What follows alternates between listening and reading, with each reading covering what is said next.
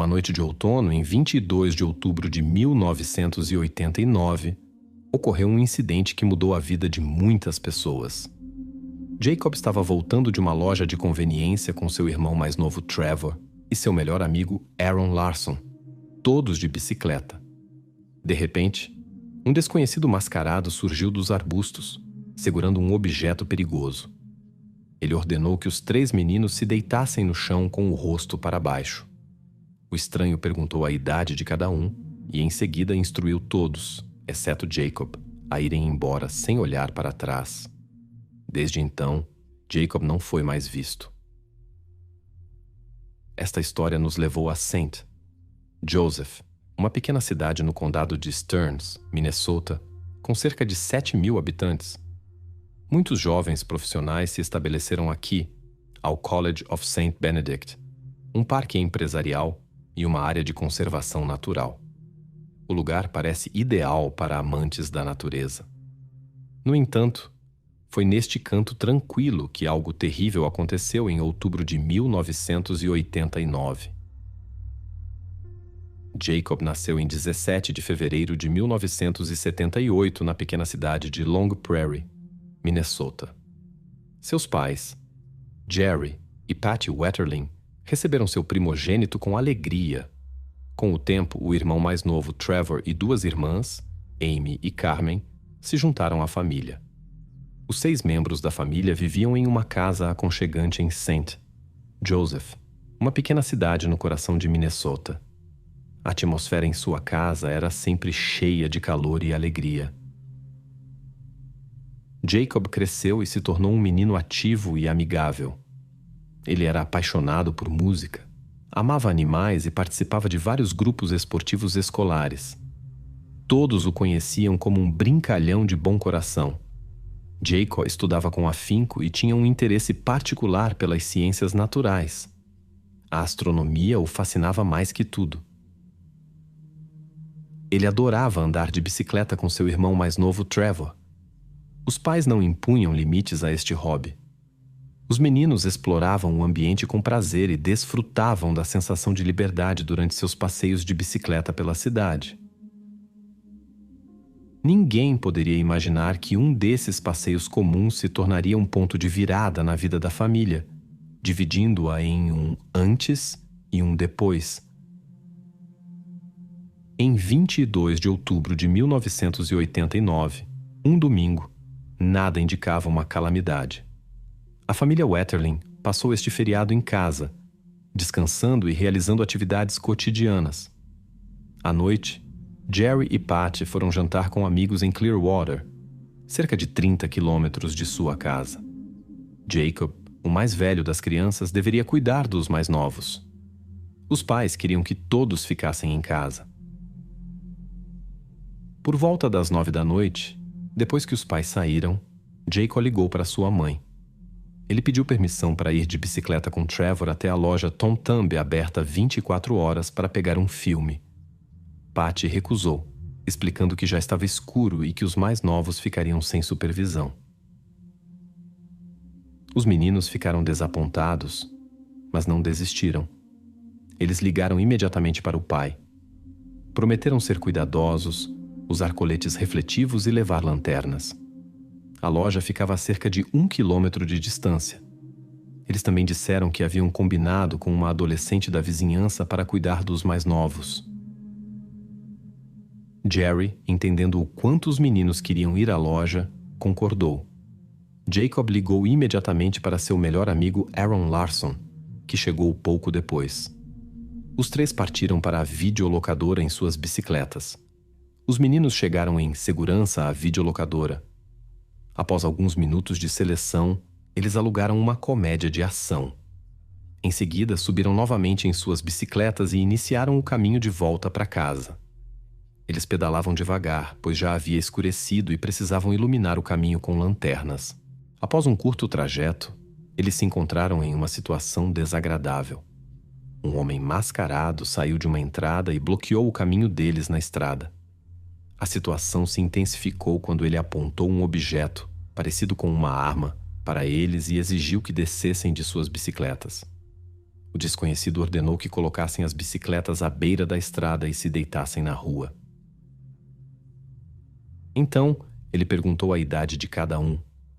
Ao descobrir que um deles era mais novo que os outros, ele o instruiu a se levantar lentamente e caminhar até a floresta mais próxima.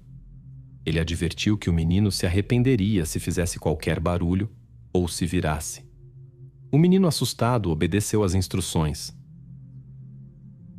Em seguida, o homem mascarado voltou-se para os 2 meninos restantes e ordenou que olhassem para ele. Após uma breve consideração, ele pareceu se concentrar em um deles.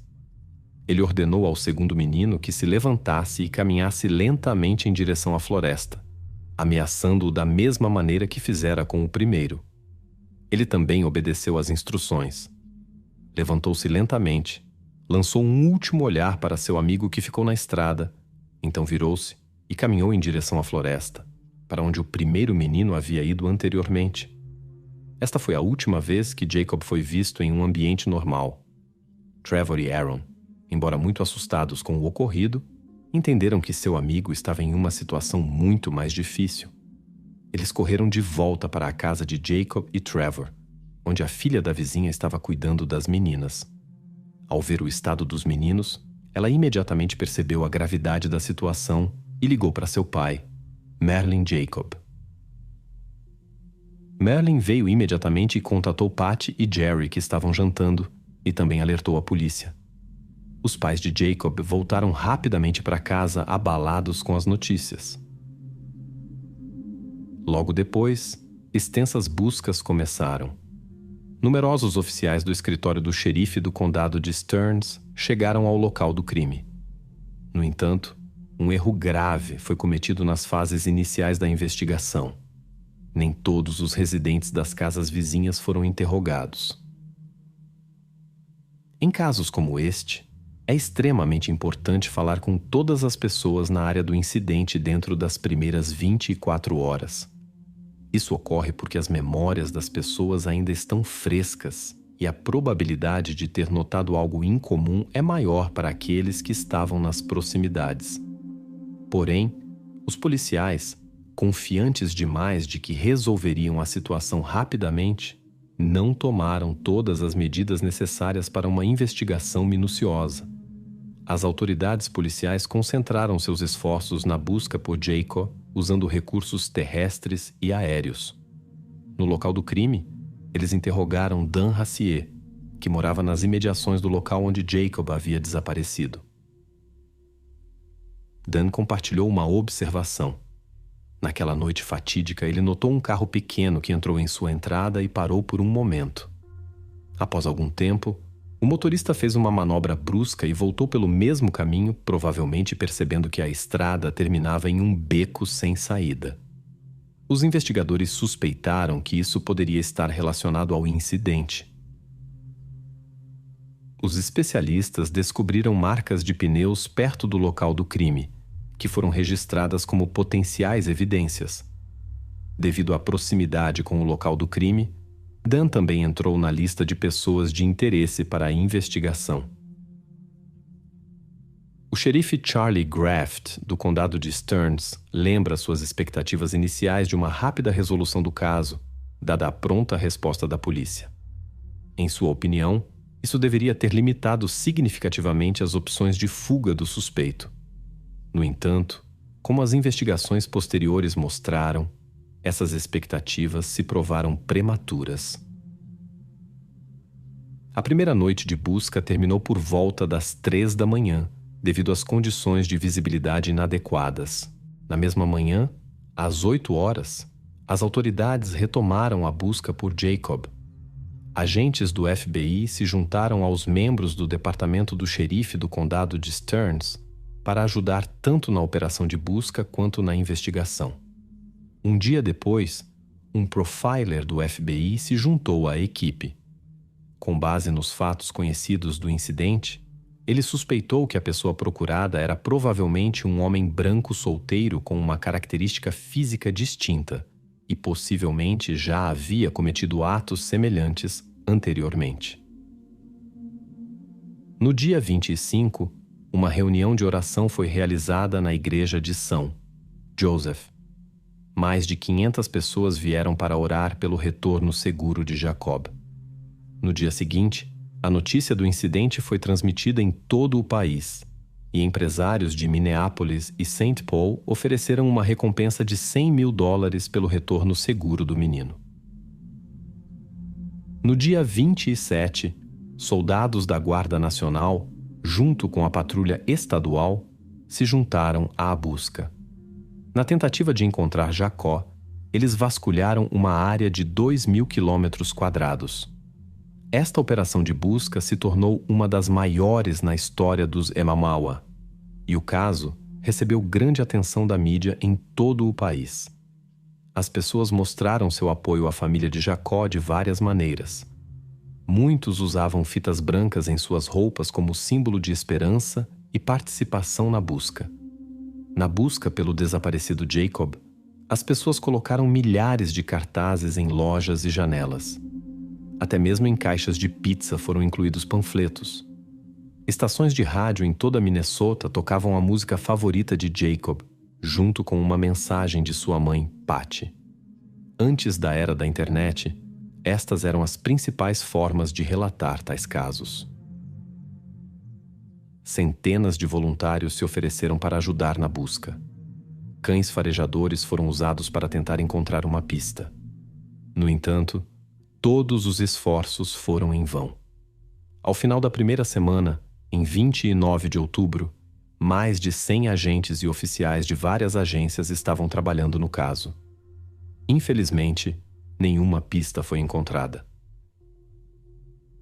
Muitos criticaram as autoridades policiais por terem realizado a busca de forma muito extensa e apressada.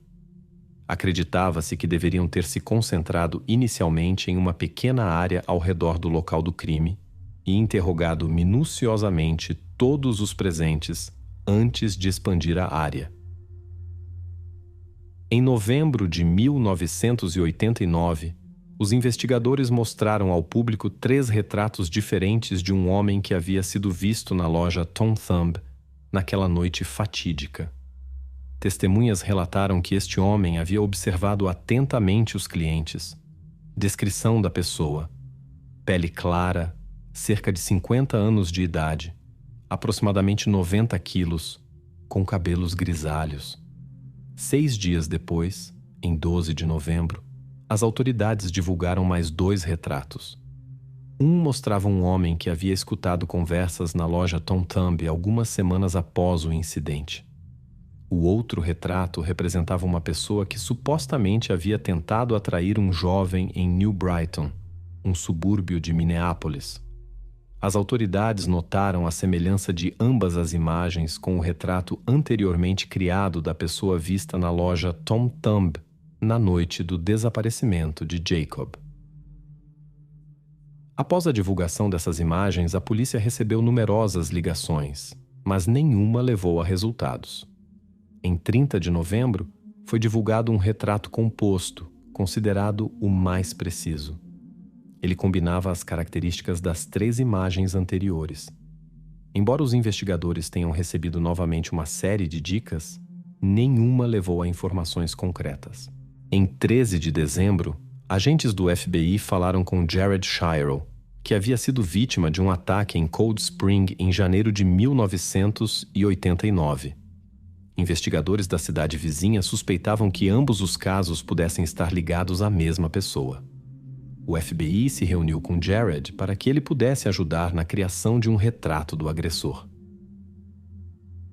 Em 16 de dezembro, agentes do FBI interrogaram um possível suspeito chamado Daniel James Heinrich de Painesville, localizada a cerca de 48 quilômetros de St. Joseph. Nessa área, havia ocorrido vários incidentes envolvendo jovens nos últimos anos, além dos casos de Jacob e Jared. Durante o interrogatório pelos agentes do FBI, Heinrich afirmou não saber nada sobre as situações envolvendo Jacob e Jared.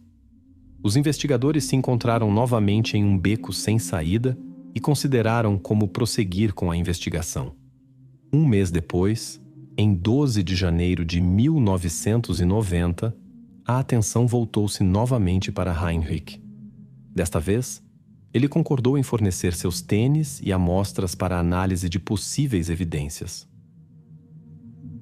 3 dias depois, Heinrich permitiu que fosse feita uma impressão dos pneus de seu Ford Expo hatchback azul de 1982 para comparação com as marcas encontradas no local do desaparecimento de Jacob. No dia seguinte, descobriu-se que Heinrich possuía outro carro até março de 1989, um Mercury Topaz de 1989. Isso significava que, se ele estivesse envolvido no incidente com Jared, teria usado este carro. A polícia obteve acesso ao Mercury Topaz. Quando Jared foi solicitado a avaliar a semelhança deste carro com aquele em que esteve 1 ano antes, ele deu uma avaliação de 8 ou 9 em 10. Em 24 de janeiro, a residência de Heinrich foi revistada. Vários itens foram apreendidos, incluindo scanners de polícia, uma bolsa para transportá-los, listas de frequências, sapatos e roupas. 2 dias depois, Heinrich foi convocado à delegacia para um procedimento de identificação. Jared ficou diante de 6 homens de pele clara. Naquele momento, ele não conseguiu determinar com certeza se aquele que o havia levado estava entre eles. Jared avaliou a semelhança com Heinrich em apenas 4 de 10 pontos. Em 9 de fevereiro de 1990, o FBI recebeu uma dica importante. Fibras das roupas de Jared correspondiam às fibras do carro que Heinrich possuía em janeiro de 1989. No mesmo dia, Heinrich foi preso sob suspeita de envolvimento no incidente com Jared. No entanto, ele negou qualquer envolvimento. Devido à falta de evidências diretas, Heinrich foi logo libertado sem acusações. Enquanto isso, o número de investigadores trabalhando no caso de Jacob diminuía gradualmente, assim como o número de teorias a serem investigadas. Embora o caso não pudesse ser oficialmente encerrado, já que a busca por pessoas desaparecidas deve continuar, a investigação entrou em um beco sem saída. Todo esse tempo de busca e investigação se tornou uma prova difícil para a família de Jacob. Apesar do enorme apoio de moradores locais e pessoas de todo o país, os familiares do menino estavam profundamente tristes com sua ausência. Com o tempo, eles se perguntavam cada vez mais se algum dia veriam Jacob novamente.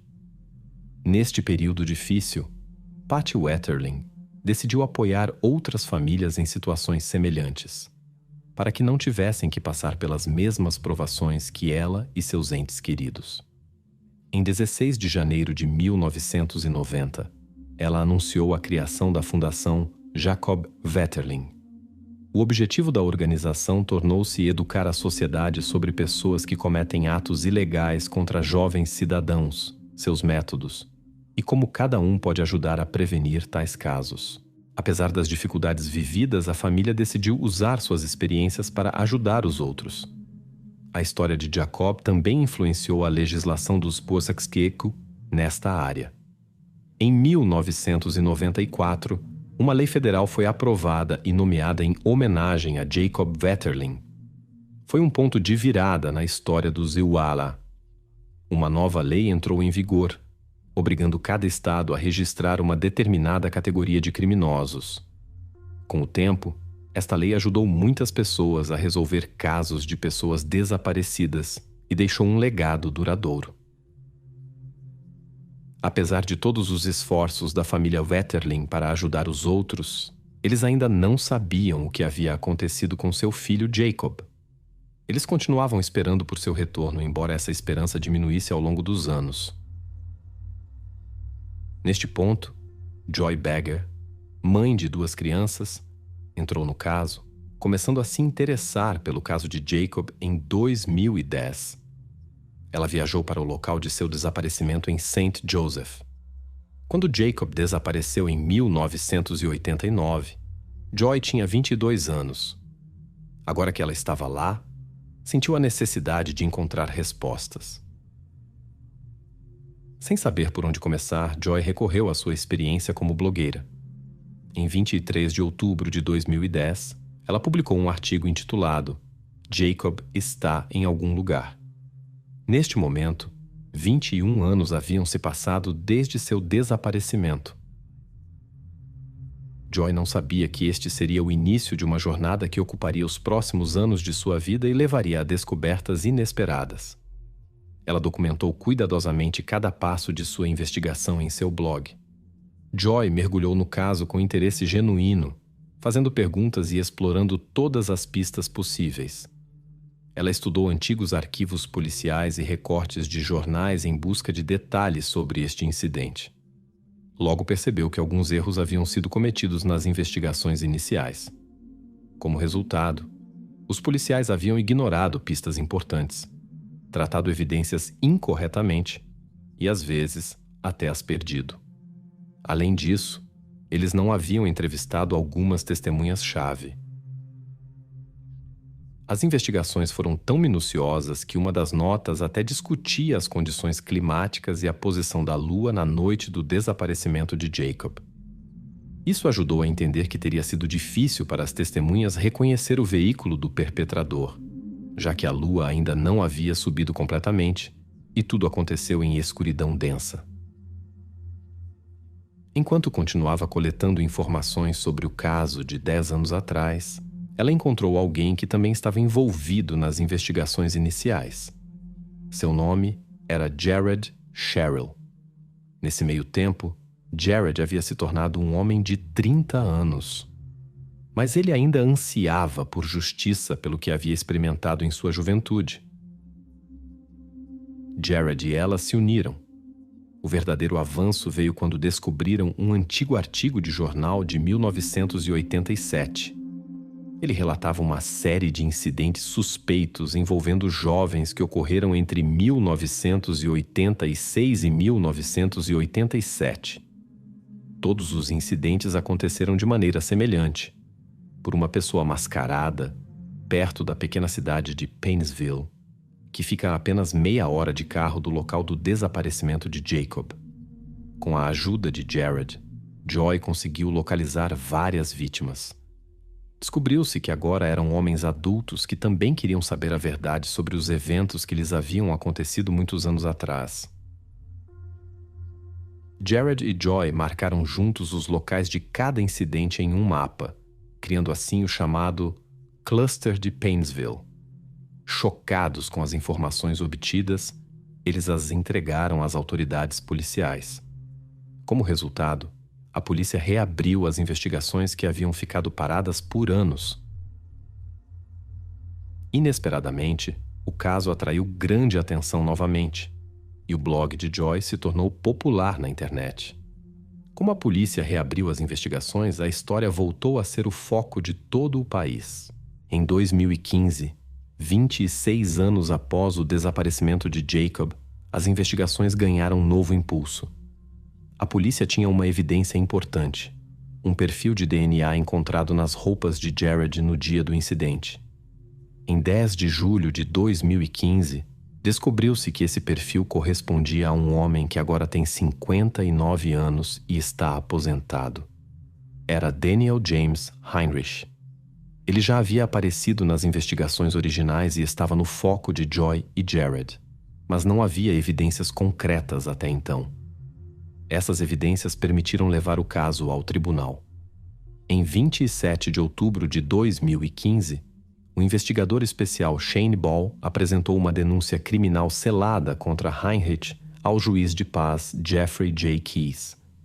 Neste momento, o prazo de prescrição no caso de Jared havia expirado e Heinrich foi acusado de 20 outros delitos. Como resultado, ele foi preso e o caso foi a julgamento.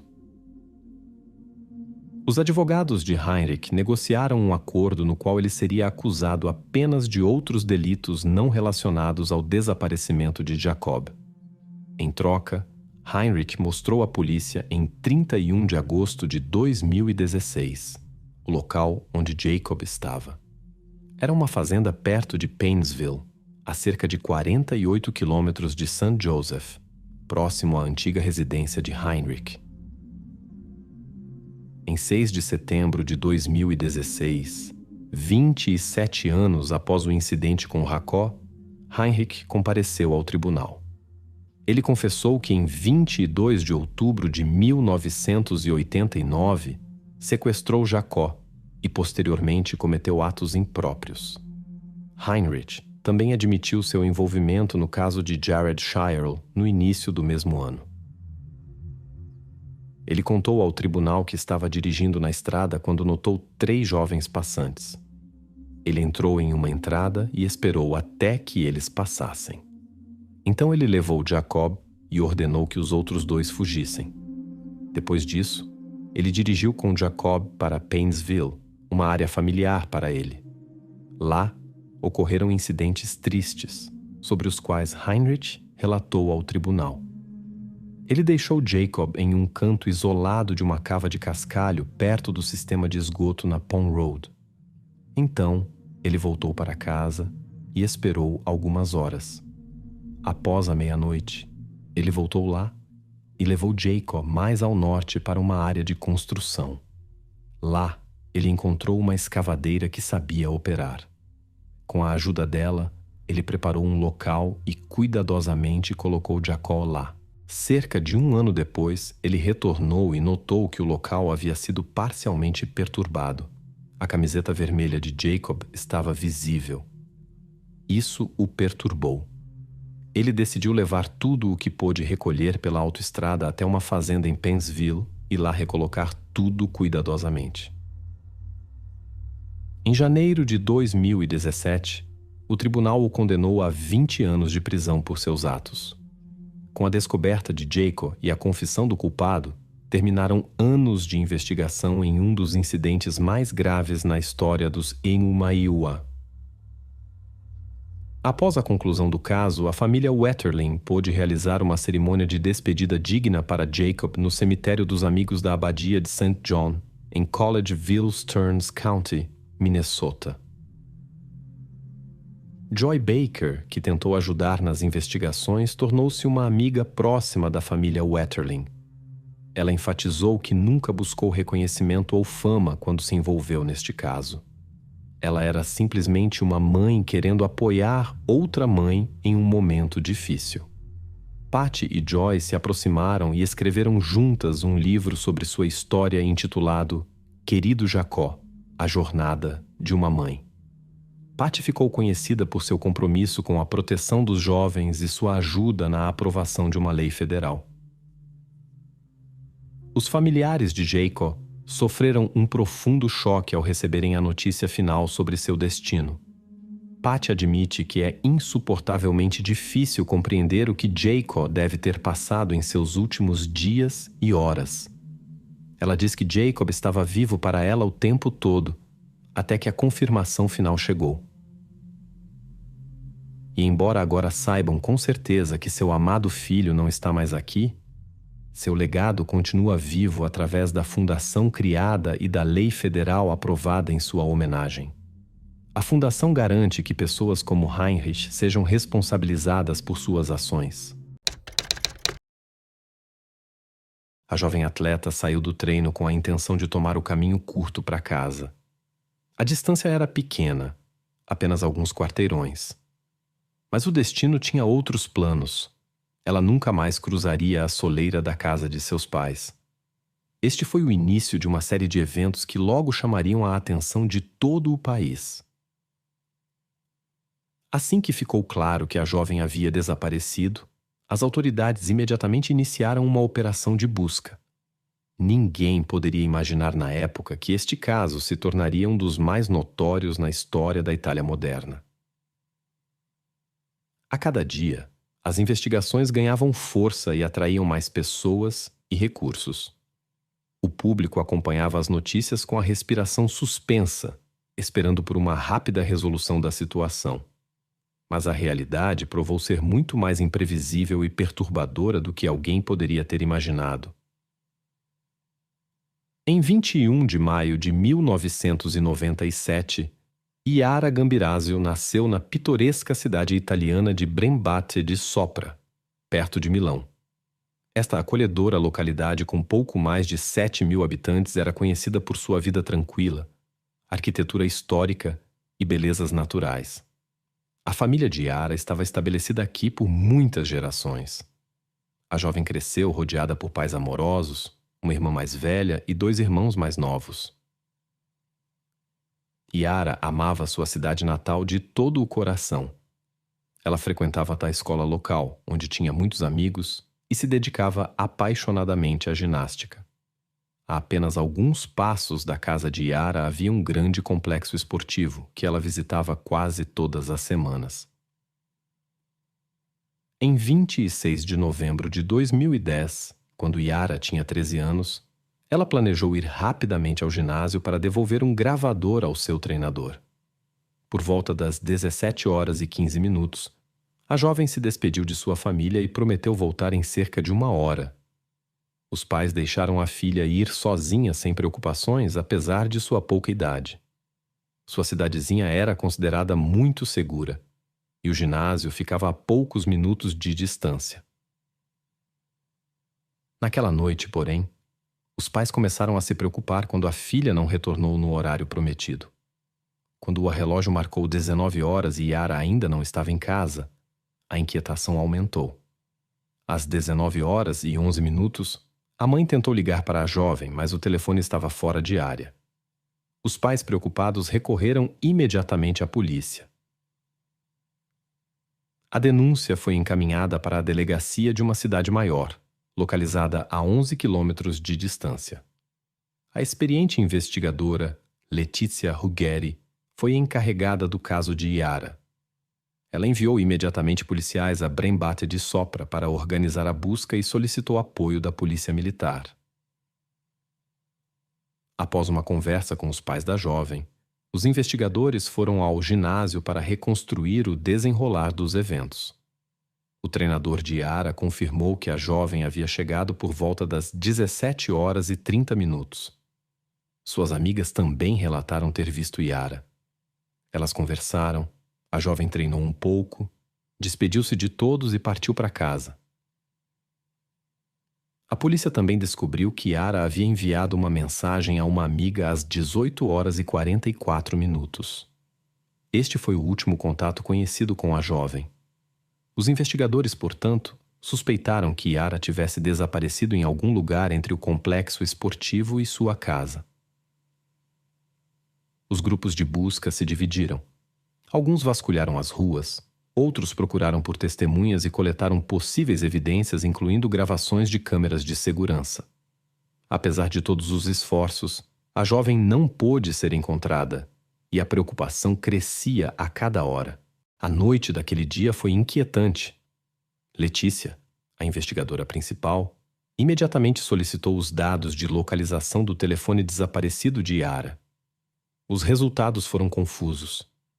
Às 18h49, o dispositivo havia se conectado a uma torre de celular em Mopelo, uma pequena cidade vizinha. Isso aconteceu apenas 5 minutos depois que Yara enviou sua última mensagem a uma amiga. Dada a distância, ficou claro: Yara não poderia ter chegado lá a pé. Isso significava que alguém devia tê-la levado. Enquanto isso, a polícia local e militar vasculhava as ruas, campos e margens do rio da cidade. Bombeiros e voluntários se juntaram à busca, mas Yara permanecia desaparecida. A investigadora trouxe condutores de cães com cães farejadores. Os pais trouxeram as coisas de Yara e os policiais seguiram o rastro. Mas em vez de levar do centro esportivo para a casa de Yara, eles se dirigiram para a referida Mopelo, confirmando assim os dados do telefone. Mais tarde, descobriu-se que várias pessoas haviam visto uma jovem parecida com Yara perto do centro esportivo. De acordo com seus depoimentos, ela estava falando com 2 homens em um carro vermelho. A polícia vasculhou minuciosamente o centro esportivo, mas Yara não estava lá. Os investigadores desenvolveram 2 teorias principais. A teoria prioritária era a de um sequestro. A segunda suspeitava que Yara poderia ter deixado a casa por vontade própria. Esta teoria, no entanto, levantou dúvidas. Em sua última mensagem, Yara havia combinado um encontro com uma amiga para o dia seguinte. Parecia improvável que ela tivesse decidido repentinamente fugir. Apesar das dúvidas, a polícia interrogou todos os parentes de Yara. Nada foi encontrado que indicasse problemas na família. Os rastros de Yara se perderam e as investigações chegaram a um beco sem saída. A investigadora Letícia decidiu ampliar o círculo de vigilância. Ela iniciou o monitoramento das linhas telefônicas não apenas dos membros da família, mas também de dezenas de pessoas ligadas a Yara. Além disso, ela tomou um passo muito corajoso. Solicitou às operadoras de celular dados sobre todos os telefones que estavam em Mapelo na noite do desaparecimento de Yara. Assumindo que algo ruim havia acontecido, o dispositivo do perpetrador deve ter se conectado às torres de celular locais, embora fosse extremamente difícil identificá-lo entre os muitos outros. As autoridades policiais receberam informações sobre 15.000 dispositivos móveis que estavam na cidade naquela noite. Além de tentar investigar cada proprietário, os investigadores formaram um grupo especial para escutar centenas de números que pareciam suspeitos por várias razões. Paralelamente, as buscas ativas por Yara continuaram no local, mas dia após dia permaneceram infrutíferas. Letícia começou a duvidar da eficácia desta abordagem e sua única esperança permanecia nos números de telefone, um dos quais poderia pertencer ao responsável pelo desaparecimento. Alguns dias antes do início das escutas, os funcionários examinaram milhares de horas de conversas telefônicas, mas todas não tinham nada a ver com o incidente. A situação não mudou até o final de novembro, quando um dos especialistas de repente captou uma frase extremamente suspeita. Um homem expressou em uma conversa telefônica palavras que pareciam estar relacionadas ao caso. A identidade do falante foi rapidamente estabelecida. Era um imigrante do Marrocos chamado Mohamed Fikri, que trabalhava como operário de construção na mesma cidade onde o sinal do telefone de Yara havia desaparecido. A tentativa de determinar sua localização atual encontrou um obstáculo inesperado. A equipe encarregada das escutas estava trabalhando com um atraso de vários dias nas gravações devido ao enorme volume de dados. Quando a polícia se interessou por Fikri, ele já estava em um navio a caminho do Marrocos. As autoridades italianas decidiram interceptar o navio. O homem foi detido e trazido de volta à Itália. Ao mesmo tempo, os investigadores descobriram outra evidência perturbadora. No porta-malas do carro que Fikri usava para trabalhar, encontraram um colchão com manchas vermelhas notáveis. Foi imediatamente enviado para análise, mas os resultados foram inesperados para a polícia. Descobriu-se que as manchas não tinham nada a ver com Yara, e provavelmente nem mesmo eram de origem humana. Além disso, ao reexaminar a referida gravação, ficou claro que o homem havia dito algo completamente diferente em sua língua nativa, e um membro da equipe de monitoramento telefônico havia traduzido incorretamente parte da frase. Após verificações adicionais, os investigadores ficaram convencidos de que Fikri não estava envolvido no desaparecimento de Yara, e ele teve que ser libertado. A história de Yara capturou a atenção de toda a Itália. As principais mídias e canais de televisão relatavam regularmente o progresso da busca. Milhões de pessoas acompanhavam esperançosamente as notícias e acreditavam em um desfecho feliz. Quando informações sobre a prisão de Fikri vazaram para a imprensa, muitos ficaram convencidos. O culpado havia sido encontrado. A notícia de sua inocência desencadeou uma onda de confusão e decepção. As investigações pareciam estar de volta ao ponto de partida. Todas as pistas estavam perdidas.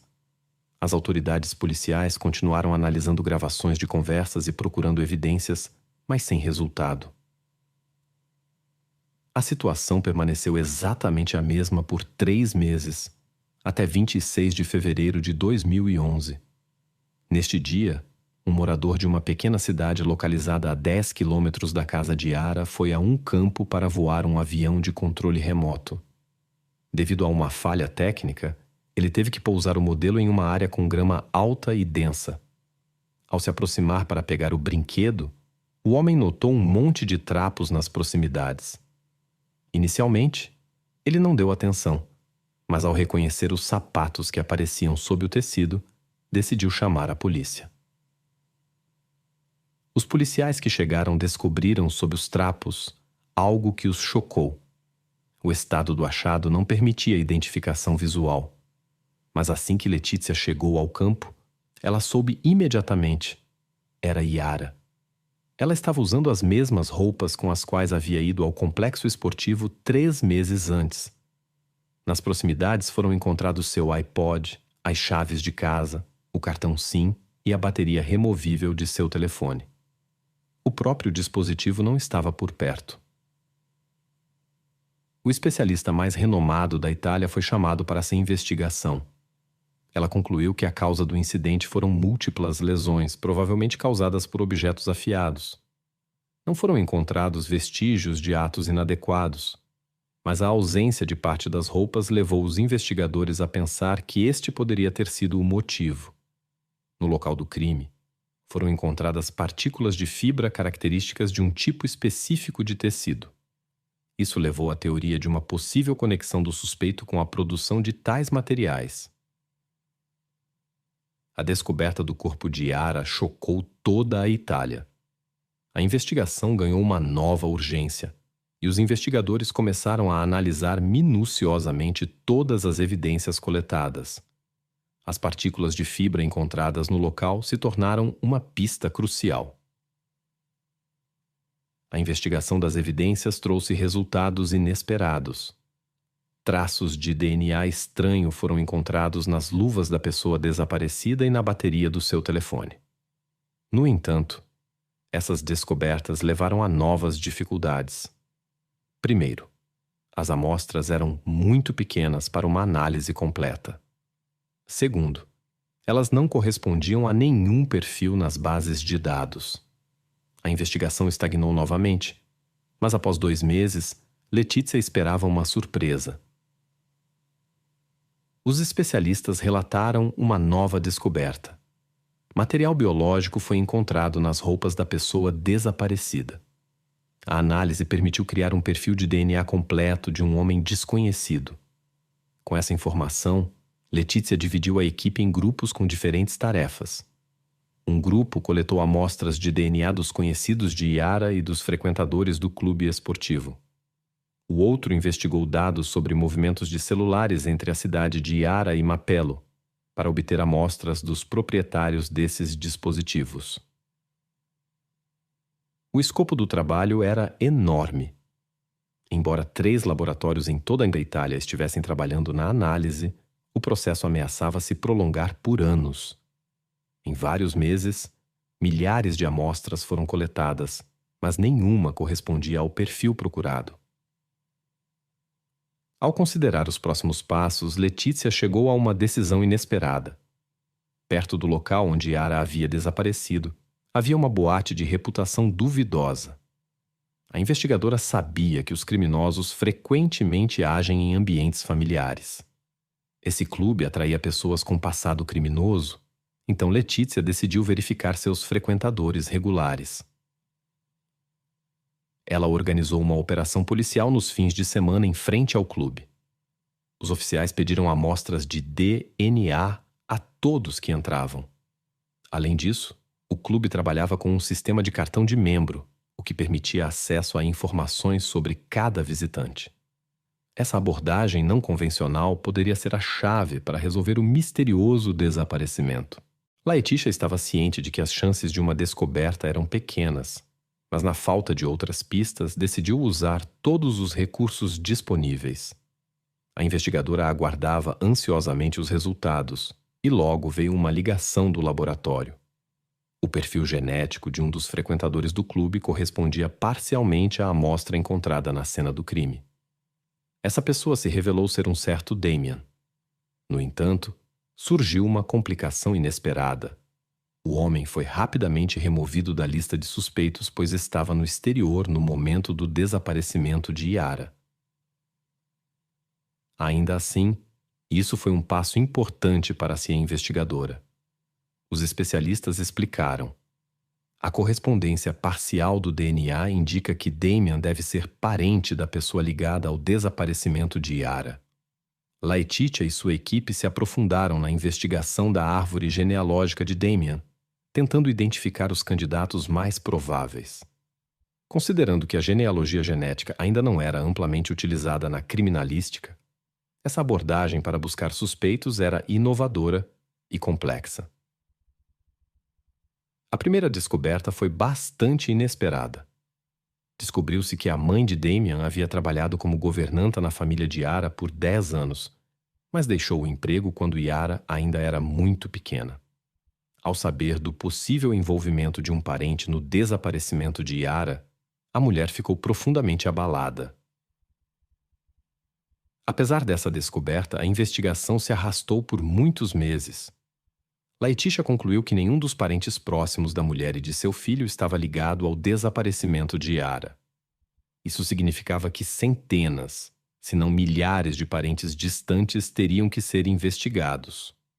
Quando vários meses se passaram desde o início deste trabalho árduo e nenhum progresso significativo foi feito, a mídia começou a criticar Laetitia e sua equipe, acusando-os de falta de profissionalismo e atenção ao caso. Mais tarde, vários políticos se juntaram aos críticos e tentaram afastar a investigadora das investigações, mas seus esforços não foram bem-sucedidos. Apesar da crescente pressão, Letícia persistiu em sua busca pelo esquivo suspeito. Junto com sua equipe, ela se aprofundou na investigação de registros de arquivo e rastreou árvores genealógicas até o ano de 1716. Milhares de nomes passaram pelos olhos dos investigadores, mas repetidamente eles chegavam a becos sem saída. Só em setembro de 2011 surgiu um vislumbre de esperança. Um ramo da árvore genealógica levou a um certo Giuseppe, que infelizmente já havia falecido. No entanto, sua viúva havia guardado alguns selos postais com resíduos de saliva de seu marido, o que permitiu aos especialistas criar um perfil de DNA. A análise mostrou que Giuseppe era, com alta probabilidade, o pai ou avô da pessoa procurada, cujos traços foram encontrados nas roupas de Yara. Giuseppe tinha 2 filhos, e os investigadores se apressaram em coletar amostras de DNA deles. No entanto, o resultado foi desanimador. Apesar de uma correspondência próxima, nenhum deles era quem eles estavam procurando. Letícia ficou confusa. O suspeito obviamente estava intimamente relacionado a esta família, mas todos os homens conhecidos já haviam sido verificados. Só restava a suposição de que Giuseppe poderia ter um filho desconhecido de outra mulher. Os investigadores se concentraram nessa teoria, mas revelou-se difícil descobrir um segredo tão delicado. Eles interrogaram milhares de pessoas que conheciam Giuseppe durante sua vida, e após quase um ano, receberam uma pista fascinante. Descobriu-se que desde os anos 60, Giuseppe visitava anualmente uma estação termal em uma pequena cidade, passando 2 semanas lá todo mês de maio, sempre sem sua esposa e família. Letícia solicitou os registros de arquivo dos visitantes da estação termal daqueles anos. Para sua surpresa, os registros haviam sido preservados, e os investigadores se aprofundaram em seu estudo. Eles compilaram uma lista de todas as mulheres que estiveram lá ao mesmo tempo que Giuseppe. Este processo se estendeu por um ano inteiro, mas Letícia simplesmente não conseguia encontrar nenhum traço da possível amante secreta de Giuseppe. Durante esse tempo, jornalistas descobriram a direção das investigações e a história sobre a suposta criança secreta foi divulgada nas notícias. Isso despertou um interesse sem precedentes em centenas de milhares de italianos, o que os representantes da imprensa prontamente aproveitaram. Eles mesmos começaram a procurar crianças nascidas de relações extraconjugais e, para seu espanto, descobriram numerosas histórias desse tipo. As investigações não progrediram até 2014, quando os investigadores finalmente conseguiram uma descoberta. Apesar de numerosas dicas do público sobre uma possível namorada de Giuseppe, não houve progresso. No entanto, no verão, tudo mudou. Informações sobre uma possível conexão do homem com uma certa Esther Herzuf foram recebidas. Ao verificar os arquivos, os investigadores ficaram surpresos ao descobrir que já haviam coletado uma amostra de DNA dessa mulher 2 anos antes. Na época, o resultado não havia mostrado relação com o material genético encontrado na cena do crime. No entanto, Letícia insistiu em uma nova análise. Inesperadamente, descobriu-se que houve um erro no primeiro exame. O especialista havia trocado as amostras e comparado o DNA de Esther com o errado. A nova verificação trouxe um resultado sensacional. Esther provou ser a mãe da pessoa que as autoridades estavam procurando. Após essa confirmação há muito esperada, Letícia descobriu que Esther tinha gêmeos, um menino e uma menina. Oficialmente, o marido da mulher era considerado o pai, mas os investigadores suspeitavam que Giuseppe poderia ser o pai biológico. Dadas as circunstâncias do caso, eles se concentraram no filho de Esther. Neste ponto, ele tinha 42 anos, trabalhava na construção civil e morava em Marpello, o mesmo lugar onde o sinal do telefone de Yara havia parado, com sua esposa e 3 filhos. Letícia desenvolveu um plano sofisticado para obter discretamente uma amostra de DNA do homem, sem despertar suas suspeitas. Depois de descobrir sua rota diária, ela organizou um ponto de controle para motoristas na estrada. O homem desavisado fez o teste e sua saliva foi imediatamente enviada para análise. Quase 4 anos após o incidente, Letícia obteve a prova decisiva. O DNA deste homem correspondia perfeitamente ao material biológico encontrado nas roupas de Yara. Este homem se revelou ser Máximo Bassetti. Em 16 de junho, ele foi preso. Ele negou qualquer envolvimento no incidente e insistiu em sua inocência. Como resultado, o caso foi encaminhado ao tribunal para investigação adicional. A investigação tomou um rumo inesperado quando os investigadores descobriram uma série de evidências que apontavam para um possível envolvimento de Bassetti no incidente. A análise de suas atividades online revelou buscas perturbadoras relacionadas a uma faixa etária específica. Notavelmente, o dispositivo móvel de Bassetti estava na cidade de Yara na noite de seu desaparecimento, mas estava desligado das 17h45 até a manhã seguinte. Uma descoberta crucial foi a gravação de uma câmera de segurança perto do centro esportivo. Mostrava um carro semelhante ao de Bassetti, sem placas, passando pouco antes do desaparecimento de Yara. A investigação revelou uma correspondência entre as fibras do estofamento de seu carro e amostras encontradas na cena do crime. Um depoimento surpreendente veio de uma moradora local. Ela relatou que, ao sair de casa naquela noite, notou um carro passando em alta velocidade, semelhante ao de Bassetti. Segundo ela, havia uma criança dentro, e ela ouviu sons perturbadores vindo do veículo. Dados adicionais mostraram que Bassetti frequentava regularmente uma pizzaria na rua onde Yara morava. Isso poderia indicar um reconhecimento prévio da área e um possível planejamento de longo prazo de suas ações. Quando confrontado pelos investigadores com a gravação da câmera, Bassetti alegou que estava apenas voltando do trabalho para casa. No entanto, uma verificação revelou que ele não estava no trabalho naquele dia. Isso foi confirmado por seus colegas, gravações de câmeras de segurança e dados de localização de seu telefone.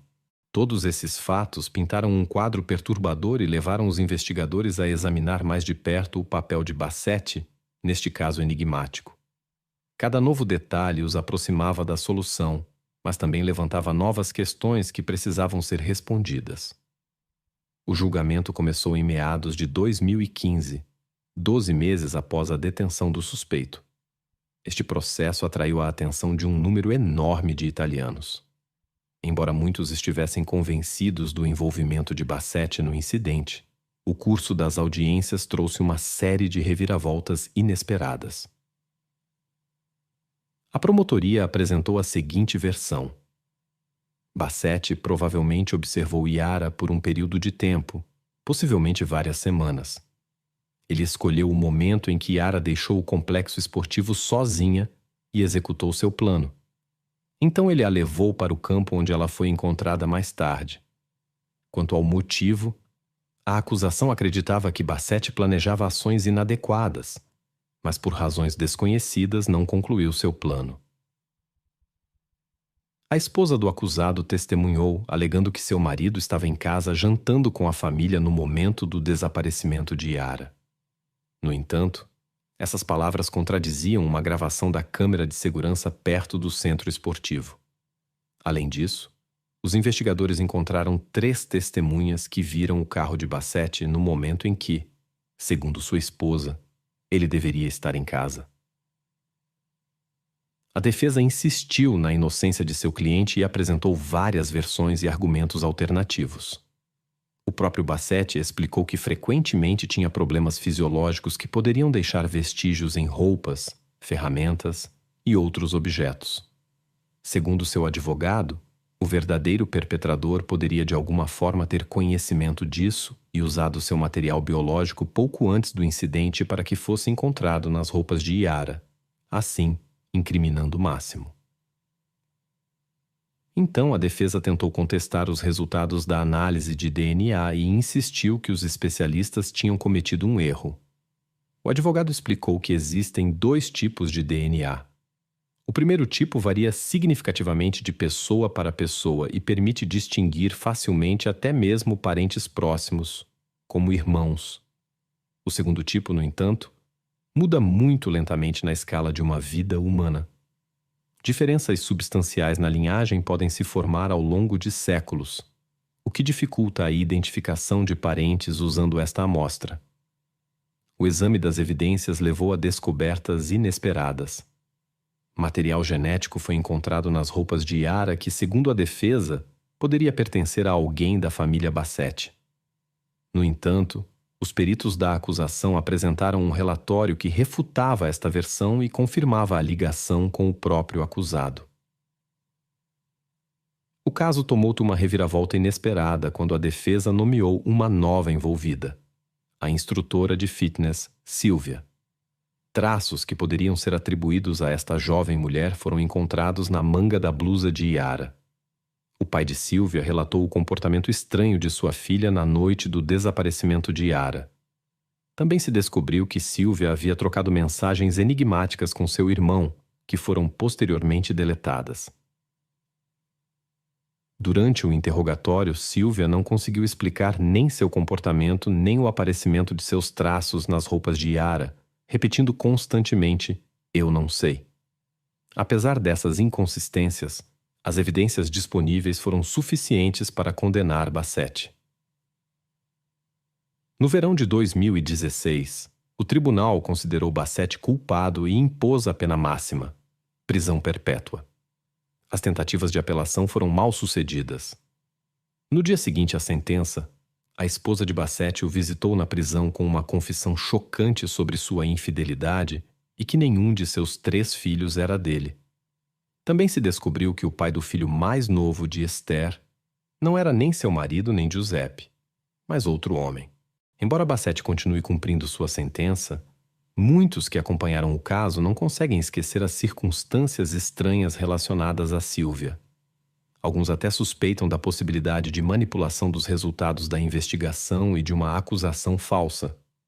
No entanto, este caso se tornou um dos mais sensacionais na história recente da Itália. Dada a minuciosidade da investigação pelos principais especialistas do país, a probabilidade da inocência de Bassett permanece extremamente baixa. Uma jovem moradora do Alasca desapareceu em plena luz do dia, enquanto esperava por sua amiga em frente a uma loja. A busca, que envolveu investigadores e numerosos voluntários, levou a descobertas inesperadas. Quando a verdade veio à tona, os habitantes da pequena cidade, antes tranquila, ficaram chocados, e seu estilo de vida habitual mudou para sempre. Mandy Marr nasceu em 19 de julho de 1980 em Anchorage, a maior cidade do Alasca. Na família também cresceram 2 irmãos. Com o tempo, os pais decidiram trocar a grande cidade barulhenta por um lugar mais calmo e isolado. Sua escolha recaiu sobre a pequena cidade de Taslina, localizada a várias centenas de quilômetros de Anchorage. Este lugar, perdido nas vastas extensões do Alasca, contava com menos de 300 habitantes. Os pais de Mandy acreditavam que seria muito mais seguro criar crianças lá, então toda a família se mudou para Taslina. O pai encontrou trabalho no novo local, e as crianças começaram a frequentar a escola na cidade mais próxima. A família frequentemente fazia excursões na natureza, para fazer caminhadas e pescar. Mandy rapidamente se apaixonou por esta área. Ela facilmente se conectou com os moradores locais e frequentemente saía para passear com eles, desfrutando do ambiente pitoresco. Em um dia de verão de 1991, a jovem Mandy passou tempo com seus amigos e desfrutou dos últimos dias de férias antes do novo ano escolar. Em 22 de agosto, ela entrou em contato com sua amiga Erin e a convidou para sua casa. Erin morava a cerca de 1 quilômetro de distância, e elas concordaram em se encontrar no meio do caminho. Mandy também ligou para sua melhor amiga April, que morava nas proximidades. Mandy pediu permissão à sua mãe, mas esta hesitou no início. A razão era que Taslina ficava perto da natureza selvagem e na cidade frequentemente eram avistados animais selvagens, incluindo grandes predadores. Os habitantes já estavam acostumados ao fato de que essas criaturas podiam aparecer nas ruas mesmo durante o dia. Portanto, todos estavam sempre em alerta. Finalmente, a mãe concordou em deixar Mandy ir, já que ela só teria que percorrer uma curta distância sozinha, encontrar suas amigas e retornar. Mandy saiu de casa e se dirigiu para Abril. Depois, as meninas planejavam ir juntas até Erin e voltar. A mãe observou Mandy da janela até que ela desapareceu ao virar a esquina. April e Mandy, 2 jovens amigas, passavam alegremente o tempo juntas. Durante sua caminhada, April tropeçou acidentalmente e machucou o joelho. Ela entrou na loja mais próxima para tratar o arranhão, deixando Mandy esperando do lado de fora. No entanto, quando April retornou, não encontrou sua amiga no local. Supondo que Mandy pudesse ter encontrado sua conhecida comum, Erin, April se dirigiu para lá. Quando encontrou Erin, descobriu que ela também não tinha visto Mandy. Inicialmente, as meninas pensaram que sua amiga estava pregando uma peça nelas e se escondido em algum lugar próximo. Elas procuraram nos arredores, mas Mandy não estava em lugar nenhum. Preocupadas, April e Erin decidiram verificar a casa de Mandy, na esperança de que ela tivesse voltado para lá por alguma razão. Mas ela também não estava lá. A mãe de Mandy ficou surpresa ao ver as amigas de sua filha sem ela. Inquieta, começou a perguntar aos vizinhos se alguém tinha visto Mandy. Os habitantes da cidade, familiarizados com os perigos da natureza local, rapidamente organizaram uma operação de busca. Dezenas de pessoas vasculharam as florestas próximas e as margens do rio na esperança de encontrar rastros de Mandy. Os pais de Mandy inicialmente pensaram que ela poderia ter acidentalmente se desviado para uma trilha na floresta e se perdido. Embora ela conhecesse bastante bem a área, era muito jovem. A presença de animais selvagens só aumentava a preocupação. Após 2 horas de busca infrutífera, o pai decidiu chamar a polícia. Neste momento, toda a cidade sabia do desaparecimento de Mandy, e a maioria dos habitantes se pôs a procurar nos arredores. Após o relatório oficial, as forças da lei se juntaram à busca em terra, e a aviação foi empregada. Os investigadores dividiram os moradores locais em grupos e os enviaram para verificar áreas específicas. Mais tarde, guias caninos com cães farejadores se juntaram a eles. Baseando-se no cheiro, foi possível rastrear o caminho de Mandy desde a casa até o local onde sua amiga a tinha visto pela última vez. Depois disso, o rastro se perdeu. A cada hora que passava, Os investigadores tinham mais dúvidas sobre a teoria de que Mandy teria se perdido na floresta ou sido vítima de um animal selvagem. No primeiro caso, ela provavelmente não teria se aventurado profundamente na floresta, especialmente longe da cidade. No segundo caso, já teriam sido visíveis sinais de um incidente. Os resultados dos cães farejadores também eram preocupantes. Se Mandy simplesmente tivesse se perdido, eles teriam sido capazes de seguir seu rastro além da rua de onde ela havia desaparecido. Mas o fato de que o rastro parou no meio da rua indicava uma circunstância preocupante. Isso poderia acontecer se Mandy tivesse entrado no carro de alguém. Gradualmente, as forças da lei começaram a considerar a possibilidade de uma intervenção externa. Enquanto isso, até mesmo os jovens habitantes da cidade se juntaram à busca. Todos conheciam Mandy e queriam ajudar. Os adolescentes decidiram distribuir folhetos sobre seu desaparecimento. Alguns desses folhetos eram impressões com uma foto em preto e branco, ao lado da qual características especiais eram anotadas à mão. Assim se passaram vários dias. Os habitantes da cidade e a polícia continuaram a busca, mas pensavam cada vez mais na possibilidade de que Mandy tivesse desaparecido involuntariamente. Para a pequena comunidade unida, esse pensamento era aterrorizante. Com menos de 300 habitantes, não só todos se conheciam de vista, mas eram como uma grande família. Longe das grandes cidades, frequentemente tinham que ajudar seus vizinhos em diversas situações, de modo que cada um podia contar com o apoio dos outros. O pai de Mandy não perdeu a fé em um feliz retorno de sua filha. Ele decorou seu quarto com balões na esperança de que ela voltaria em breve.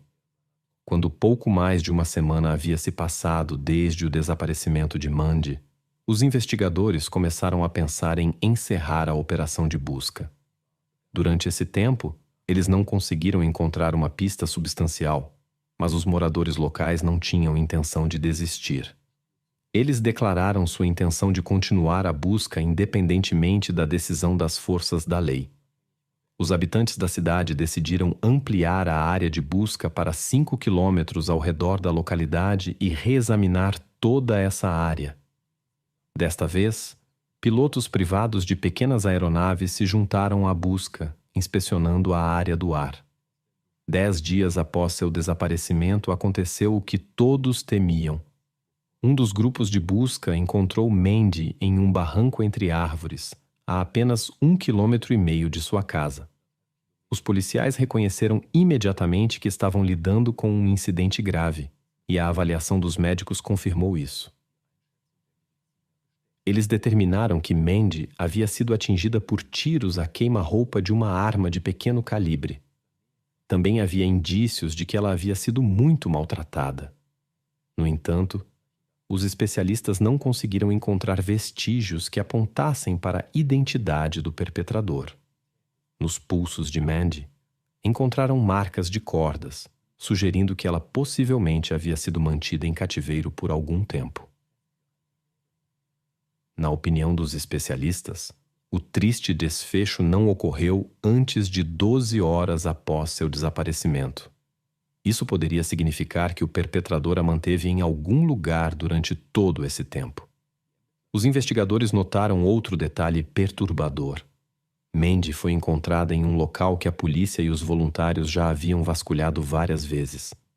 Isso sugeria que o perpetrador a havia deixado lá após essas buscas, o que significava que ele havia observado a busca e possivelmente até participado dela. Essa suposição causou grande preocupação entre os habitantes da pequena cidade, já que todos se conheciam bem. Os habitantes da pequena cidade mal podiam acreditar que alguém de seu círculo de conhecidos pudesse estar envolvido neste incidente. O pai de Mandy até pediu a um amigo que removesse todo o equipamento de caça da casa. O homem temia perder o controle se fosse revelado quem era o responsável pelo ocorrido. As forças da lei tentaram encontrar pistas no local onde Mandy foi descoberta, mas sem sucesso.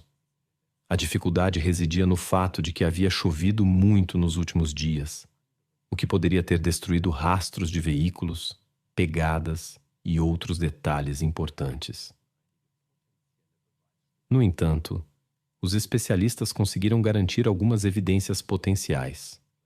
Encontraram pequenas fibras vermelhas e azuis que não correspondiam às roupas de Mandy, bem como partículas microscópicas de tinta. Além disso, descobriram algo que parecia lascas de metal, possivelmente de uma ferramenta. Contudo, tudo isso só poderia ser útil se conseguissem identificar um suspeito concreto. Logo, os investigadores receberam uma primeira pista. Um morador local, que desejava permanecer anônimo, informou-lhe sobre o comportamento estranho de seu colega chamado David DeForest. O homem trabalhava como operário da construção civil e, após o desaparecimento de Mandy, falava constantemente sobre o caso. Embora todos os habitantes não pudessem evitar falar sobre isso, o comportamento de David parecia incomum para seus colegas. Ele discutia sobre isso quase sem parar e estava visivelmente agitado. As autoridades investigaram o passado de DeForest e descobriram que ele tinha problemas com a lei. Alguns anos atrás, David havia sido acusado de roubo de carros e, pouco antes do incidente com Mandy, era suspeito de um crime grave em outro estado. Isso foi suficiente para convidar o homem para uma conversa. Ele negou qualquer conexão com o incidente e assegurou que estava no trabalho naquele dia. Os investigadores falaram com seu supervisor, que confirmou a declaração de David. No entanto, DeForest contou algo estranho. Ele relatou que no dia do desaparecimento de Mandy, havia visto o carro de outro residente local na rua onde ela foi vista pela última vez. Ao volante estava o idoso Charles Smithard. Esta informação não pareceu muito convincente para os investigadores, mas na falta de outras teorias, eles decidiram investigá-la. Smithard, um mecânico aposentado, vivia em um anexo ao lado da casa de sua mãe e gozava de boa reputação. As pessoas frequentemente recorriam a ele para consertar várias coisas. As crianças locais vinham constantemente a ele quando tinham problemas com suas bicicletas, e o homem as consertava em sua oficina. Quase imediatamente após DeForest ter comunicado suas observações às autoridades, essas informações se espalharam por toda a cidade. Os habitantes ficaram indignados que David tentasse desacreditar um membro respeitado de sua sociedade. Pelo contrário, eles estavam cada vez mais inclinados a pensar que era precisamente DeForest que estava envolvido no incidente. Eles acreditavam que, com sua história, ele estava apenas tentando desviar a atenção da polícia de si mesmo. Problemas anteriores com a lei apenas reforçaram as suspeitas contra ele, e os investigadores começaram a se perguntar se o álibi do homem para o momento do desaparecimento era convincente o suficiente. Afinal, ele próprio havia admitido ter dirigido naquela rua. Surgiu a questão. David poderia realmente ter estado envolvido no desaparecimento e tentado transferir a responsabilidade para Charles? No entanto, os investigadores notaram uma peculiaridade no comportamento de Smithard. Ele participava, como muitos moradores da cidade, na busca por Mandy. O trabalho dos voluntários era coordenado pela polícia, que usava o prédio dos bombeiros como quartel-general. Quando os ajudantes chegavam lá, eram divididos em grupos. Seus nomes eram escritos em um papel e afixados em um quadro especial. Smithard aparecia diariamente no quartel dos bombeiros, mas nunca se juntava aos grupos. Em vez disso, ele ia sozinho procurar por Mandy, o que parecia incomum para os investigadores. Eles falaram com Charles, mas ele negou qualquer envolvimento no incidente. O homem afirmou que não havia ido a lugar algum naquele dia e tinha ficado em casa.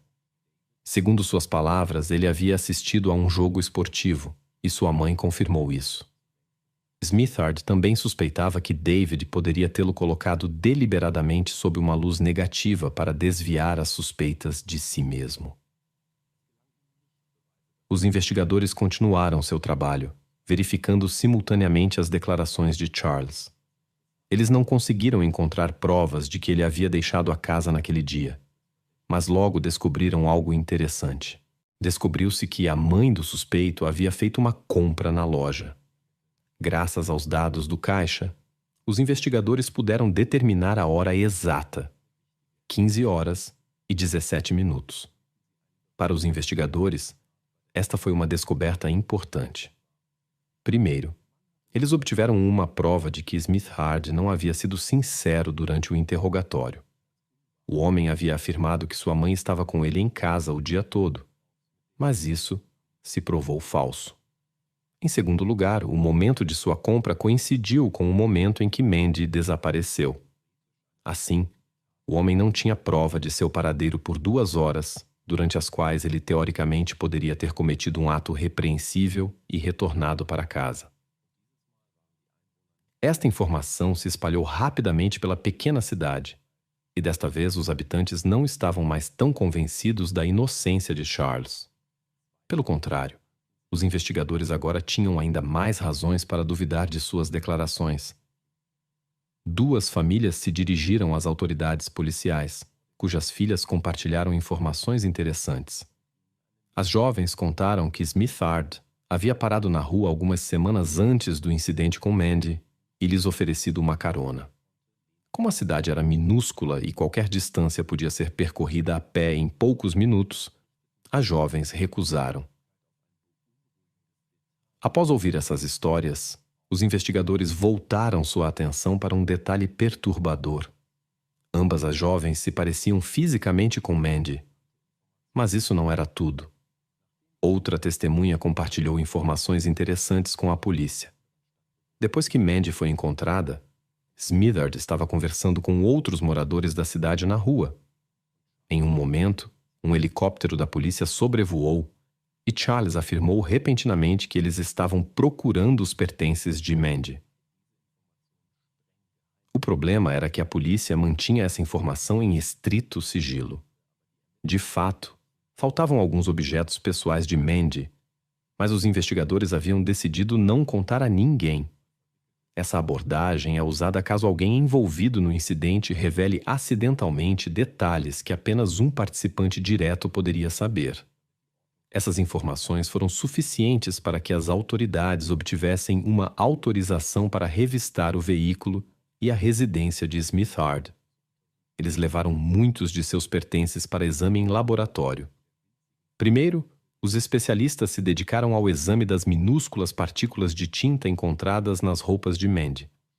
Após uma análise cuidadosa, encontraram os mesmos traços de tinta em objetos da oficina de Smith Hard.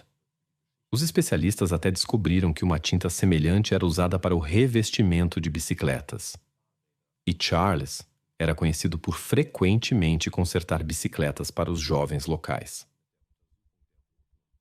Em seguida, os investigadores começaram a examinar as fibras vermelhas e azuis encontradas nas roupas de Mandy. Com a ajuda de equipamentos de última geração, conseguiram determinar a estrutura desse tecido e identificar o fabricante.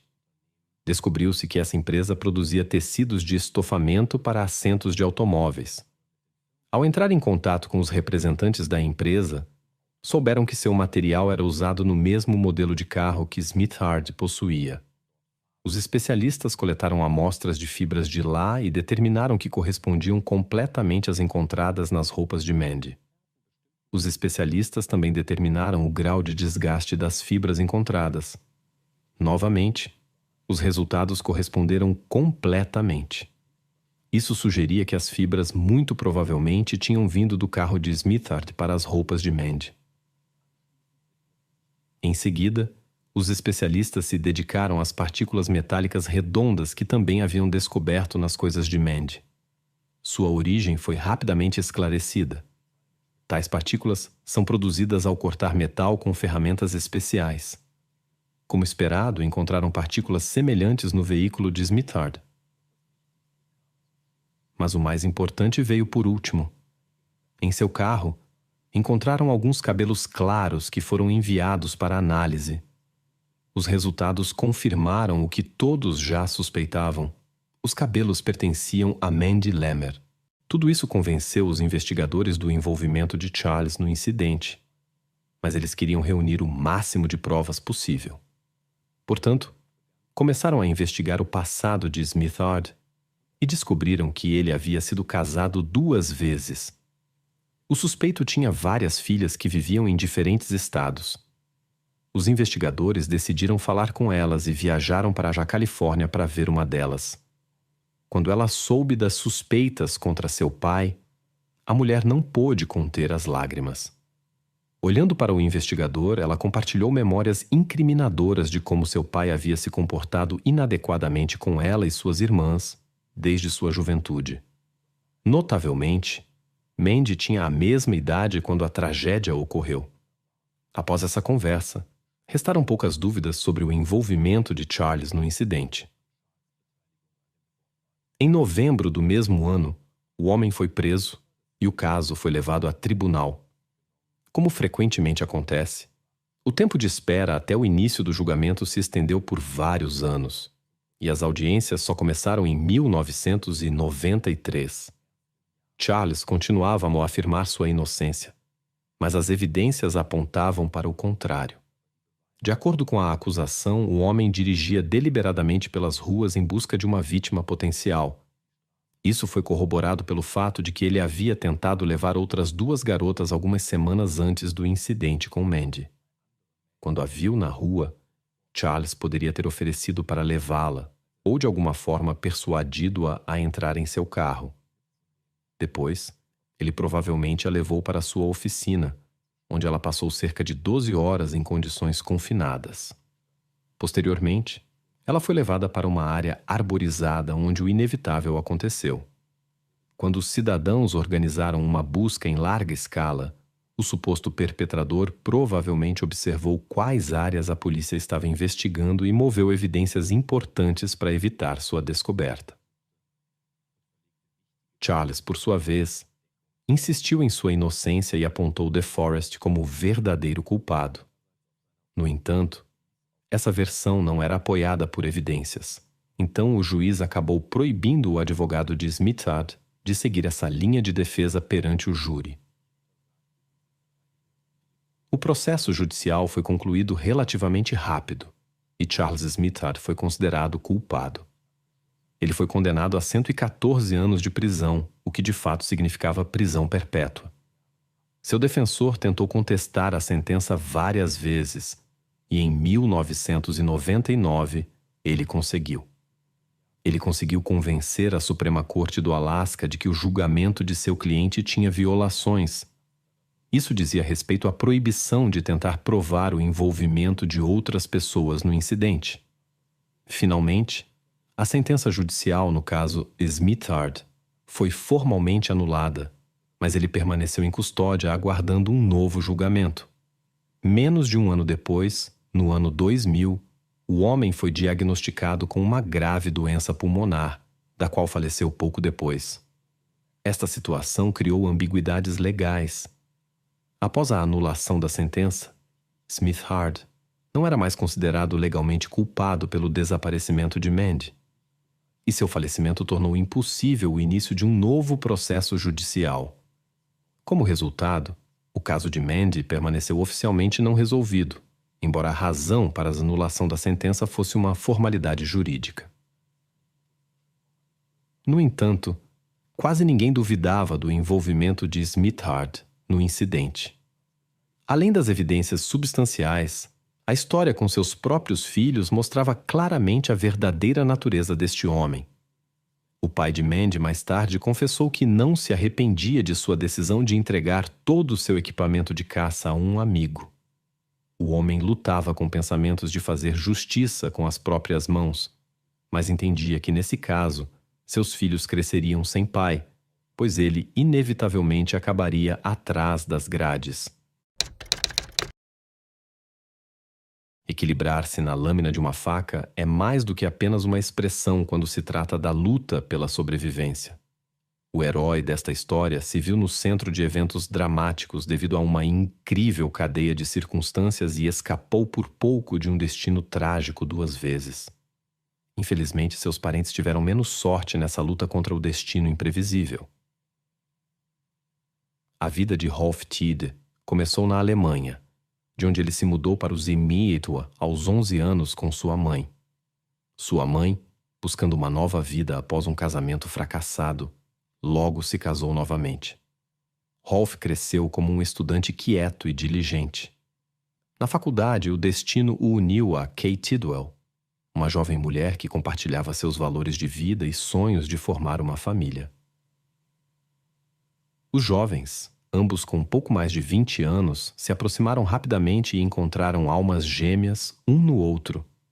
Com o apoio de seus pais, eles decidiram viajar pelo país juntos, em busca do lugar ideal para viver. Sua jornada os levou por Nevada, Utah e outros estados, até que decidiram oficializar seu relacionamento. Após o casamento, Rolf e Kay continuaram sua busca por um novo lar, agora com vistas a futuros filhos. Em 1963, eles se estabeleceram na pequena cidade texana de Humble, com cerca de 10 mil habitantes.